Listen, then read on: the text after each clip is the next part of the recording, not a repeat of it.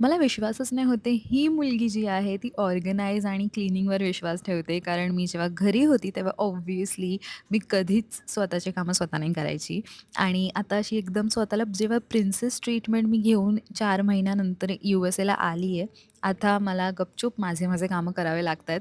So ही पण एक वेगळी मजा आहे. It does feels like therapy to me sometimes. आत्ता मला पटतंय लोकं का म्हणतात घराच्या लांब राहिलं की आपल्याला आपली व्हॅल्यू कळते आणि खूप गोष्टींची व्हॅल्यू कळते. मला आता तुमची खूप मोठी हेल्प हवी आहे. हां, मी टॉप आणलेला इंडियावरून आणि मला अगदीच रिअलाईज नाही झालं, की याचा टॅग काढायला मी विसरलेली. तुम्हाला वाटत असेल मी पैसे नाही भरलेत, तर मी पैसे भरलेत.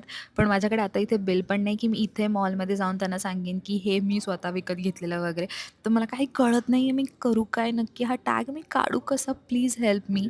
त्यानंतर मी जायच्या आधी जे बॉक्सेस वगैरे भरलेले कपड्यांनी, ते आता जरा सॉर्ट करत होती आणि मग गेस व्हॉट? मी आज ठरवलं की चल आज आपण थालीपीठ खाऊया कारण मी इथे आल्यानंतर ना मला थालीपीठशी एकदम वेगळंच अटॅचमेंट झालं आहे. थालीपीठ कोणाकोणाला आवडतं let me in the comments below. By the way मी पीठ आणलेलं जे पीठ फक्त तुम्हाला मळायचं असतं आणि थालीपीठ बनवायचं असतं. ते एक इन्स्टंट आणि इझिली खूप पटकन बनतं अशी मी डिश बनवली आज कारण काम पण भरपूर होतं. संडेला आठवड्याभराचे असाइनमेंट्स असतात ना ते ड्यू असतात. तर माझे थोडेफार असाइनमेंट्स राहिलेले ते केले आणि मग मी ना मसूरची भाजी बनवली.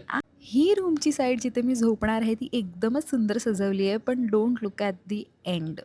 बाय.